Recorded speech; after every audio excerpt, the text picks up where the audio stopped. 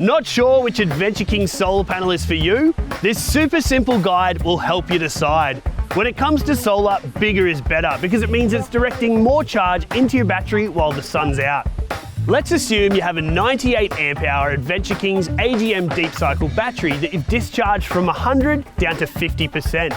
With your 120 watt folding solar blanket, you're gonna need about 6.5 hours of full sun to fully recharge it. With a 160 watt folding solar panel, you'll need around 5.5 hours. Step up to the 200 watt folding solar blanket, you'll need about 4.5 hours of sun to charge it up to 100%. And with the 250 watt folding solar panel, you'll need just over 3.5 hours to go to 100%. Any of these Adventure King solar panels will charge your battery from 50 to 100% in a full day of sun. But if you're expecting shorter days or the clouds are coming over in the afternoon, it's worth using a bigger panel to make the most of the sun while it's out.